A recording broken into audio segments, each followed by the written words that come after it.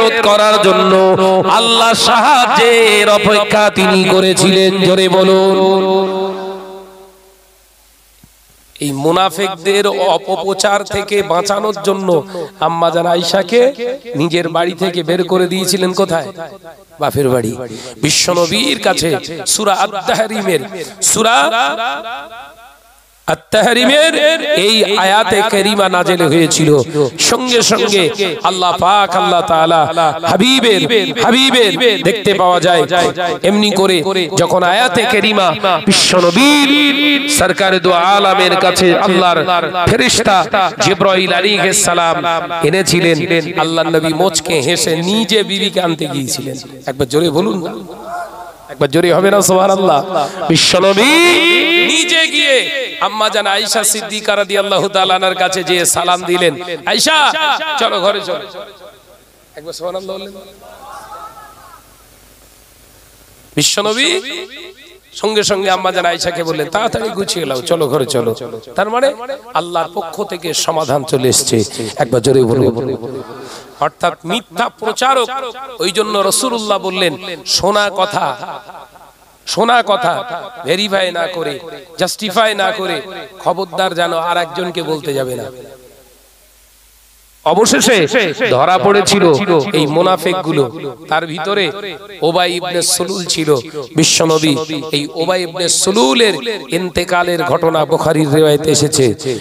হুজুরের ছেলে হযরতে আব্দুল্লাহ রাদিয়াল্লাহু তাআলা আনহু যখন এসে রাসূলুল্লাহ দরবারে বলেছিলেন, ইয়া রাসূলুল্লাহ হাবিবাল্লাহ, আমার আব্বাজান উবাই ইবনে সুলুল ইন্তেকাল করেছে, আপনি জানাজায় যাবেন তো? বিশ্বনবী বললেন, সাহাবী আব্দুল্লাহ, তোমার বাপ তো আমার হাতে কলেমা পড়নে वाला মুসলমান, আমি নবী অবশ্যই তো যাবার ইচ্ছা আমার, যাব। কিন্তু হযরতে ওমর রাদিয়াল্লাহু তাআলা উঠে দাঁড়িয়েছেন, হুজুর জীবন চলে যাবে, ওই ওবায়ের জানাজায় আপনার যেতে দেব না। একবার জোরে বলবেন, একবার জোরে হবে না? এর দ্বারা কি শিক্ষা নিচ্ছেন? শুধু নামাজ, রোজা, হজ, যাকাত এই মরি সাহেবগিরি করলেই হুজুর? এই হুজুরের দ্বারা যদি অপপ্রচার হয়, এ মরে গেলে জানাজা পড়াও জায়েজ নাই। এই কথা বুঝতে পারছেন না? তুমি সারা জীবন বলে গেলে ফুরফুরার পীরজাদার হারামখোর, তুমি সারা জীবন বলে গেলে বড় বড় আল্লাহর ওলিদেরকে কটূক্তি করে গেলে, তোমার সারা জীবনটা কেটে গেল ওইভাবে পরের সমালোচনা করে। কারণ নিয়ত আমি বড় হুজুর হব, নিয়ত কি আমি বড় হুজুর হব। ফুরফুরার পীরজাদা পীর সাহেব হুজুর কেবলাগুলোকে যদি একদম কোণঠাসা করে দিতে পারি, আমি আমার চোখে আর তো কাউকে দেখতে পাচ্ছি না, আমি হুজুর। এই কথা বলছেন না কেন? যে প্রচার প্রসার বিরাট চলছে, বিরাট করলে অবশেষে দেখা যাচ্ছে যে হুজুরকে দিয়ে কটূক্তি করলে সেই হুজুর মারা গেল আর সুসুর সুসুর করে চলে গেলে ফুরফুরায়। জানাজা পড়ে ফেরার সময় গল্প করলে কি একদম জিন্দা ওলি ছিল। এই কথা ঠিক না ভুল জোরে বল? এরকম মৌলী সাহেবের উৎপাত সমাজে বেড়েছে না কমেছে? এদের বিরুদ্ধে যখন মুখ খুলছি এক শ্রেণীর বক্তাদের কলগে জ্বলে উঠতেছে।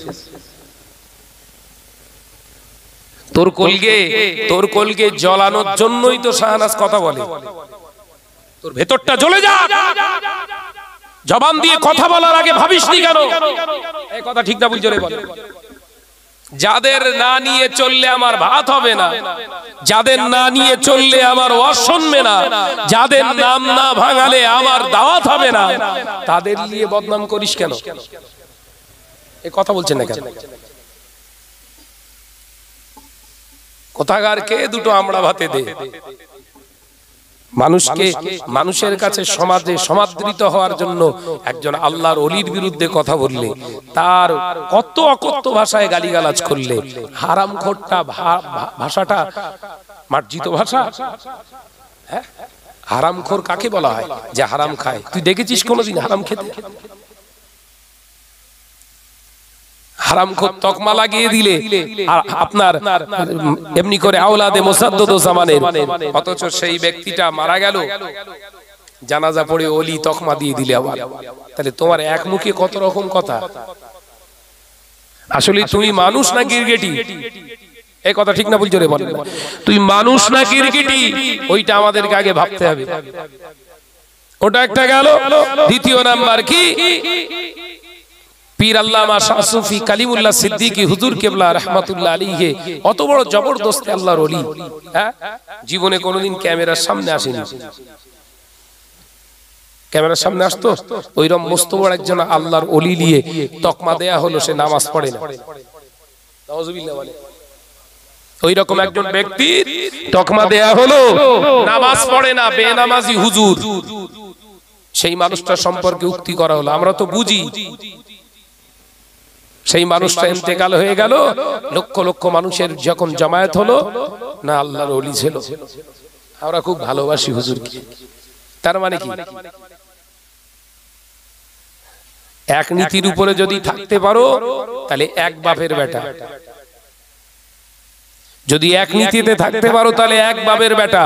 আর নীতির পরিবর্তন হলে তাহলে জানবেন ও বাপের বেটা। ওই একজন খাবার আনতে যায় আর একজন ডিম পাড়ে, কথা বুঝতে পারছেন না? কথা বুঝতে পারছেন না? যে মুসলিম সমাজ আজকে এখানে বসে আছেন কেন, আমাদের সামনে এসে বসে রয়েছেন ঠান্ডাকে উপেক্ষা করে, কারণ কি, আমাদের থেকে কিছু ভালো আশা করেন, তাই তো নাকি? আমাদেরকে দাওয়াত করেছেন কেন? ভাই ভাই মারপিট করার জন্য? তাই আপনাদের সিদ্ধান্ত নিতে হবে কোন বক্তার ওয়াজ আমরা শুনবো। জাস্ট এতটুকু বোঝানোর জন্য আমি কথাটা উপস্থাপন করলাম। কার কাছ থেকে ওয়াজ শুনবো, কে আমাদের নসিহত করবে, প্রকৃতপক্ষে কার নসিহতটা আমাদের জন্য চলবে, আপনাদের ডিসাইড করতে হবে। এগুলো যদি না করতে পারেন তাহলে ওই সকালবেলা ইমানদার হয়ে উঠবেন, ফজরের নামাজ পড়ে ইমানদার হয়ে চা খেতে গিয়ে চায়ের দোকানে ইমানটাকে রেখে এসে আবার বেঈমান হয়ে ঘরে ফিরতে হবে। কথা বুঝতে পারেননি ভাইরা? আমার নজনেরা, যুবকেরা, ছেলেরা, বাচ্চারা, পর্দানশীনা মা ও বোনেরা, আল্লাহ নবী দো জাহানের বাদশাহ হাবিবুল্লাহ গে নবী জনাবে মুহাম্মদুর রাসূলুল্লাহ গে সাল্লাল্লাহু আলাইহি ওয়াসাল্লামের হুজুরের জলিল কদর সাহাবী হযরত ওমর রাদিয়াল্লাহু তাআলা আনহু উঠে দাঁড়ালেন, ইয়া রাসূলুল্লাহ, ইয়া হাবিবাল্লাহ, হুজুর ওবাই ইবনে সুলুলের জানাজায় আপনাকে যেতে দেব না। আল্লাহ নবী বললেন, ও আমার ওমর, দয়ার নবী মনে মনে কথাটা বলছেন, ওমর তুমি আমাকে যতবার বাধা দাও না কেন, তারপরেও আমি রাসূলুল্লাহ চেষ্টা করব ওবাই ইবনে সুলুলের জানাজায় যাব।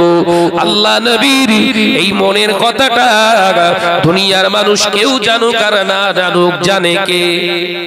জোরে বলেন, আল্লাহ জানে। সঙ্গে সঙ্গে জিবরাইলকে পাঠিয়ে দিলেন, এই জিবরিল আমিন যাও, হাবিবের মনের কথাটা মনে রাখতে বলো, প্রকাশ করতে বলো না। একবার জোরে বলবেন না? হাবিবের মনের কথাটা মনে রাখতে বলো, প্রকাশ যেন না করে। আর এটাও জানিয়ে দিয়েছো ওমরের আজকে প্রস্তাবে আল্লাহ সমর্থন দিয়েছে। একবার জোরে বলে, একবার জোরে হবে না? ওমরের প্রস্তাবে আমার আল্লাহ আজকে সমর্থন দিয়েছে। অর্থাৎ আপনি যেহেতু বলেছেন জানাজায় যাব, আপনি জানাজায় যেতে পারেন কিন্তু দোয়া করতে পারবেন না। সুবহানাল্লাহ বলে। কাফেরের থেকে খতরনাক মুনাফিক, কাফেরের থেকে খতরনাক হলো মুনাফিক। এই মুনাফিকরাই সমাজের বুকে উচ্ছৃঙ্খল, অস্থিরতা, বিভেদ, দ্বন্দ্ব তৈরি করে। এরাই বিশ্বনবী বললেন, বেশি চা কই, মানে আজকে আমার একটু বলতে কষ্ট হচ্ছে, তার কারণ কালকে একটা জায়গায় জলসায় গিয়েছিলাম, নাম করছি না, সে মাইক সেটওয়ালা, যে সে ইন্টারন্যাশনাল মাইকওয়ালা, বুঝতে পেরেছেন তো? একই দিনই সেবড়েতে যাওয়া। আমি একটানা আপনাদের নেক দুয়ায় জলসা করি, একটানা কিছু না হলেও প্রায় 350 মতো একটানা জলসা করতে হয় আমাকে। 350 প্রোগ্রাম করি। আমার গলা বসতে দেখেছেন কোন সময়? কালকে এক জায়গায় সেবড়ে দেশ পুরো একদম। যে আমার নজনের যুবকের একটু দরুদ শরীফ পড়ি, আল্লাহুম্মা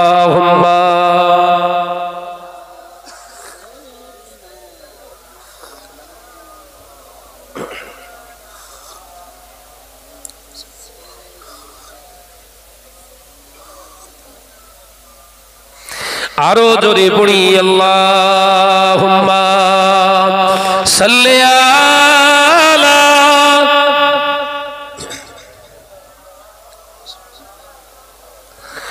ওয়া আলা আলি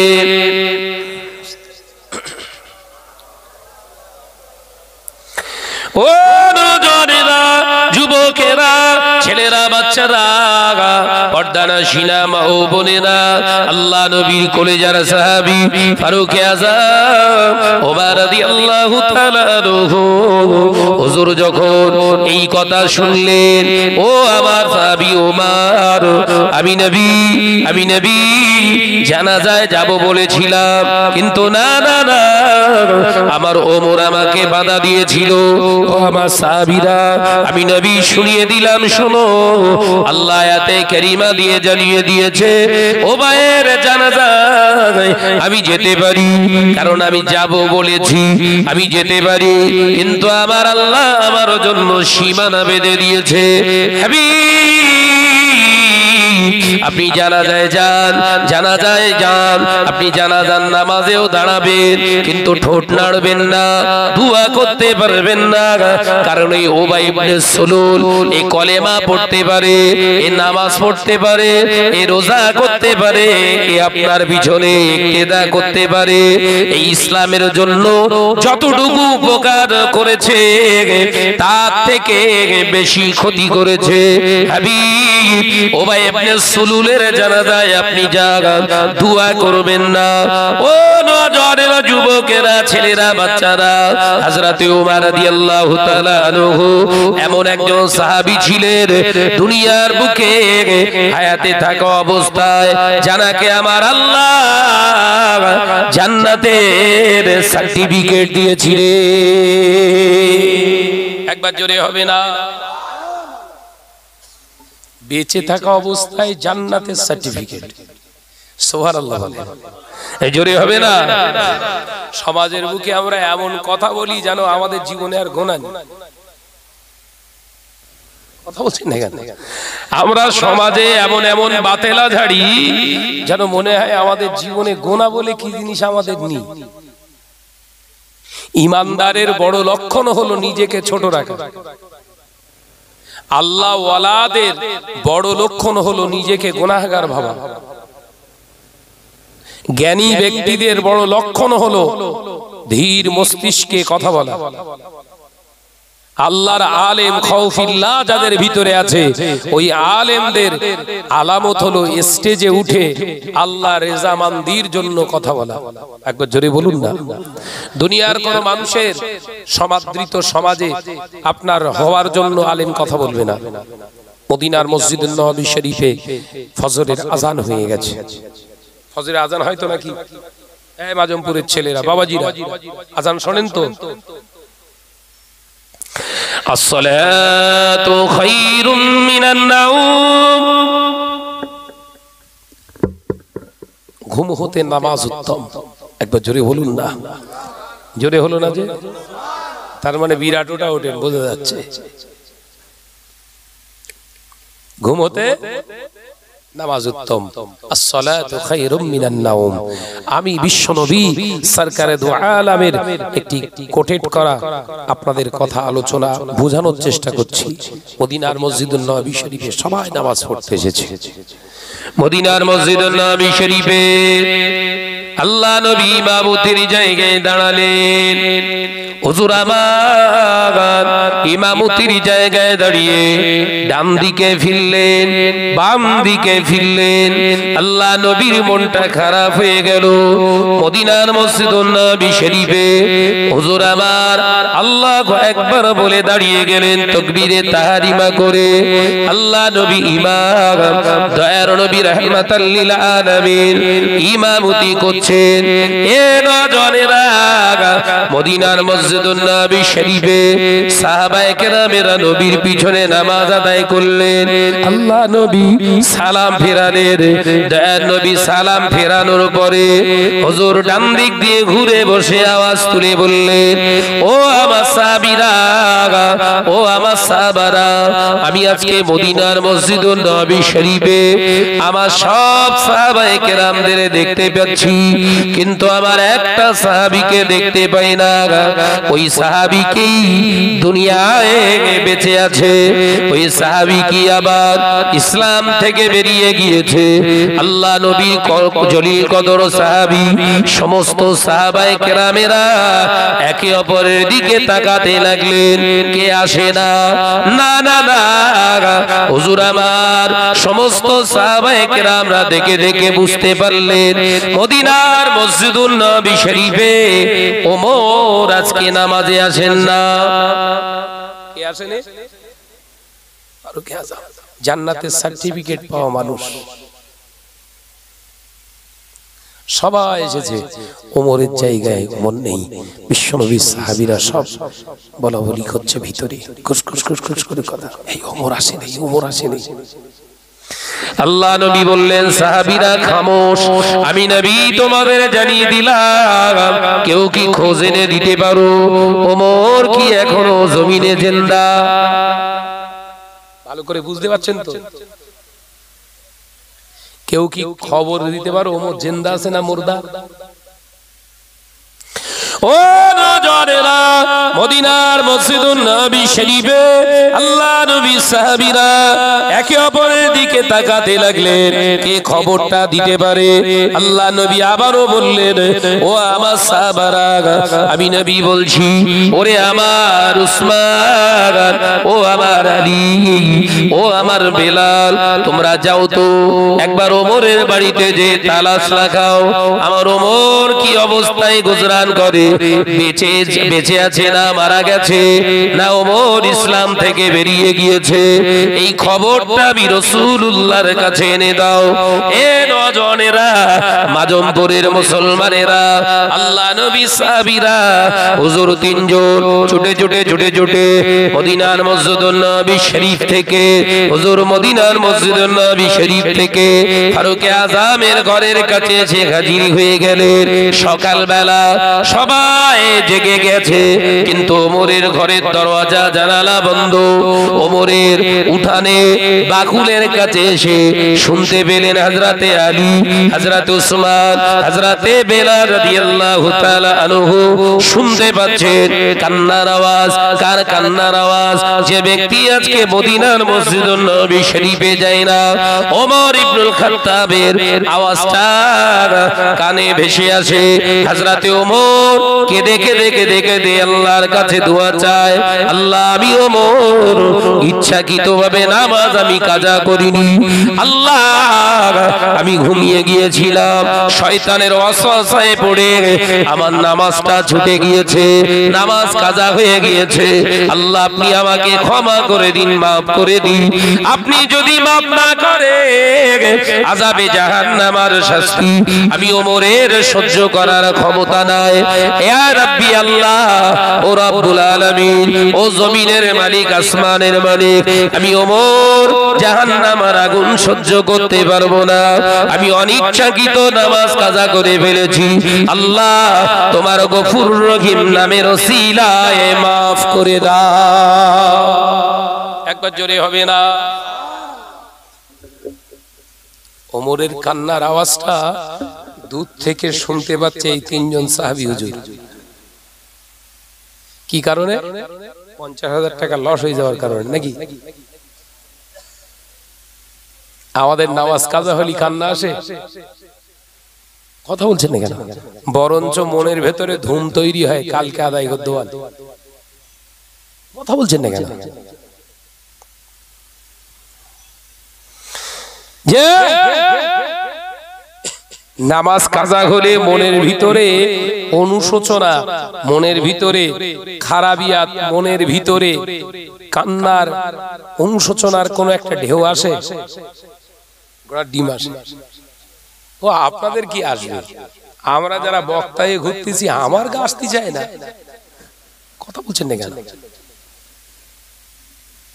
আজান হয়ে যাচ্ছে, হুজুরির গাড়ির স্পিড দেখলি শয়তান পর্যন্ত ভয় খাচ্ছে, রাস্তায় থাকতে যায় না শয়তান, যে আমারে পিছে দানা বেরিয়ে যায়।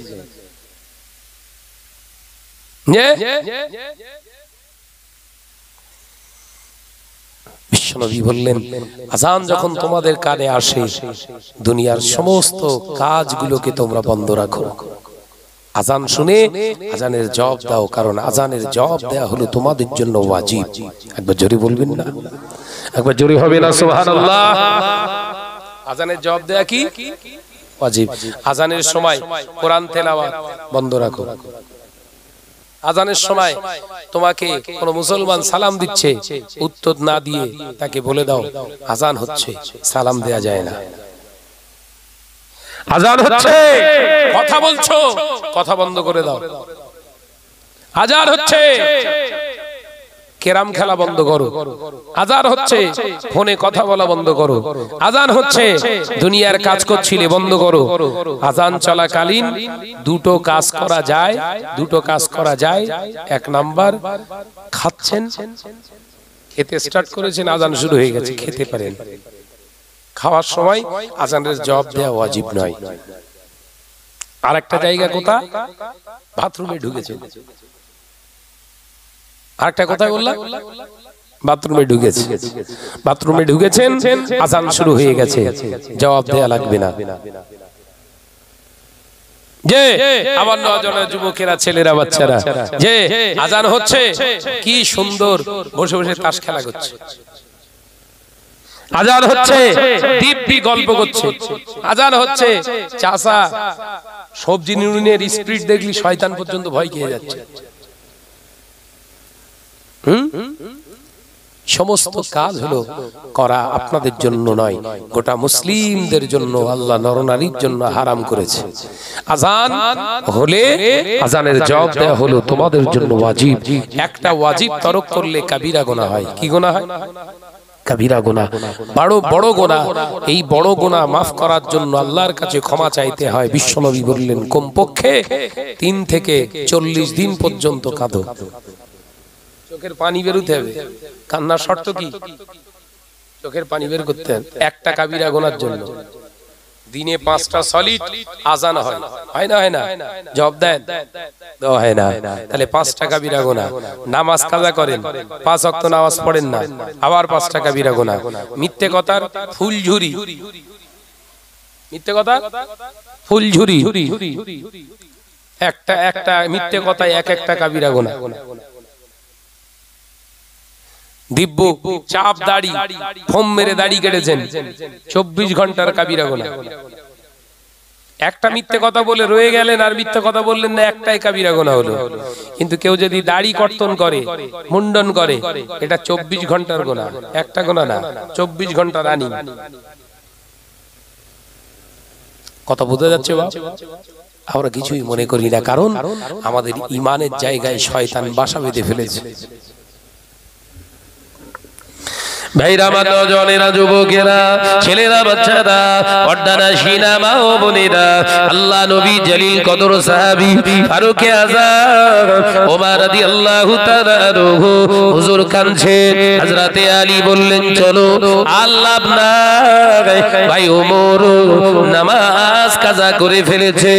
ও নওজওয়ানেরা, 3 জন সাহাবায়ে কেরাম রিদওয়ানুল্লাহি তাআলা আলাইহি আজমাইন, 3 জন ছুটে ছুটে মদিনার মসজিদুন নববী শরীফে এসে আল্লাহ নবীকে সালাম দিলেন। ইয়া রাসূলুল্লাহ, হাবিবাল্লাহ, হুজুর আমাদের ভাই ওমর ইচ্ছাকৃতভাবে নামাজ কাজা করেননি, ঘুমিয়ে পড়েছে। শয়তানের ওয়াসওয়াসায় ঘুমের ভিতরে ঘুম ভাঙে না, ওমরের নামাজ কাজা হয়ে গিয়েছে। আল্লাহ নবী বললেন ওমর কোন অবস্থাতে গুজরান করে? ইয়া রাসূলুল্লাহ, হাবিবাল্লাহ, ওমরকে আমরা দেখিনি, তবে ওমরের কান্নার আওয়াজ পেয়েছি। ইয়া রাসূলুল্লাহ, হাবিবাল্লাহ, এক ওয়াক্ত নামাজ কাজা করার কারণে ওমর ঘরের দরজা জানালা বন্ধ করে দিয়ে সিজদায় পড়ে কাঁদছে, আল্লাহর আযাবে জাহান্নামের ভয়ে। ইয়া রাসূলুল্লাহ, হাবিবাল্লাহ, ওমরের কান্নার আওয়াজটা আমরা উঠানে দাঁড়িয়ে দাঁড়িয়ে শুনতে পাই। একবার জোরে হবে না? মসজিদের আজান হচ্ছে, আজান শোনার পরে যদি আপনার অন্তরটা নামাজের জন্য কেঁদে না ওঠে, অস্থির না তৈরি হয়, জানবেন আপনি ইমানদার, কিন্তু শুকনো ইমানদার। বল না রে বাবা, শুকনো ইমানদার। আর এই শুকনো ইমানদার হলে শুকনো কাঠ কি জলে কম না বেশি? আযান শোনার পরে যে মুসলমান নারীটা, যে মুসলমান মেয়েটা, যে মুসলমান ছেলেটার অন্তরটা কাঁদে না মসজিদে যাওয়ার জন্য বা নামাজ পড়ার জন্য, জানবেন এই ইমানদার দাবি করে ইমানদার, কিন্তু হচ্ছে শুকনো ইমানদার। বিশ্বনবী হুজুরের প্রাণপ্রিয় সাহাবীরা বিশ্বনবীকে সংবাদ দিলেন। আল্লাহর নবী বললেন এনাফ, ওই পর্যন্ত রও, ওমরকে ওমরের জায়গায় থাকতে দাও, ওমরের কাছে কেউ আর যাবে না। একবার জোরে বলুন না, জোরে হবে না? ভাইরা, আমার নওজওয়ানেরা, যুবকেরা, ছেলেরা, বাচ্চারা, পর্দানশীনা মা ও বোনেরা, হযরতে ফারুক আযম ওমর রাদিয়াল্লাহু তাআলা আনহু হুজুর আমার দেখতে পাওয়া যায়। হুজুর আমার মদিনার মসজিদুন নবী শরীফে হুজুর আসলেন না। ফজর, আপনার ফজরের পরে জোহরের ওয়াক্ত, জোহরের ওয়াক্তে নামাজ আদায় করলেন। আল্লাহ নবী দেখলেন সবাই এলো, আমার ওমর আসে না। আসরের নামাজ হলো, আসরের নামাজের পরে ওমরকে দেখতে পেলেন না। আল্লাহ নবী মাগরিবের নামাজে খোঁজ করলেন। হযরতে ফারুক আযম ওমর রাদিয়াল্লাহু তাআলা আনহুর সন্তানকে জিজ্ঞাসা করলেন, ও বাবা বৎস আব্দুল্লাহ, ও বাবা ছেলে আব্দুল্লাহ, তোমার আব্বা জানের খবর কি বলো? ইয়া রাসূলুল্লাহ, হাবিবাল্লাহ, আমার আব্বা জান ওমর এক ওয়াক্ত নামাজ কাজা করার কারণে সারাদিন ঘরের দরওয়াজা জানালা বন্ধ করে সিজদায় পড়ে কাঁদে।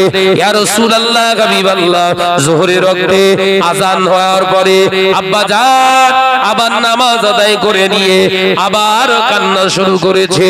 ইয়া রাসূলুল্লাহ, হাবিবাল্লাহ, আসরের নামাজ আযান শুনে হুজুর নামাজ আদায় করলেন ঘরের ভিতরে, আবার কান্না শুরু করে দিয়েছে। ইয়া রাসূলুল্লাহ, হাবিবাল্লাহ, আল্লাহ নবী জিজ্ঞাসা করলেন, ও বাবা আব্দুল্লাহ, তোমার আব্বা জান ওমর কি খাওয়া দাওয়া করেছে? না ইয়া রাসূলুল্লাহ, হাবিবাল্লাহ, আমার আব্বা ওমর সারাদিন খাওয়া দাওয়া করে না, ঘরের দরওয়াজা জানালা বন্ধ করে আল্লাহর কাছে ক্ষমা চাইতে ব্যস্ত। এক ওয়াক্ত নামাজ কাজা করেছে, এক ওয়াক্ত নামাজের জন্য সে আওয়াজ কমে গেছে, বলা দূর থেকে বলার আওয়াজটা বাড়াতে বলেছি। এক ওয়াক্ত নামাজ কাজা করার জন্য 4 ওয়াক্ত খাওয়া দাওয়া, দুনিয়ার মানুষের সঙ্গে কথাবার্তা বলা, স্ত্রীর সঙ্গে কোন রকম কথোপকথন, সন্তানদের সঙ্গে কথা বলা, টোটাল স্টপ, খাওয়া দাওয়াও ছেড়ে দিয়েছে। দরওয়াজা জানালা বন্ধ করে একটাই লক্ষ্য, মাবুদের হুকুমের গোলামিত্ব তাবেদারি করতে পারিনি, তাই এক ওয়াক্তের জন্য আমার জীবন থেকে খাওয়া তুলে দিয়ে রবকে খুশি করার জন্য শুধু কান্না আর কান্না। একবার জোরে বলে, একবার জোরে হবে না? ইমানদার কাকে বলবেন? বিশাল বড় জুব্বা, বিরাট সুন্দর দাড়ি, বিরাট টুপি, বিরাট হাতে তসবিহ, বিরাট নামাজ, বিরাট রোজা, বিরাট হজ, বিরাট আপনার এমনি করে বলেন উমরা, বিরাট মসজিদ, বিরাট মাদ্রাসা। ঈমান আছে কি ভালো করে চেক করে দেখেন।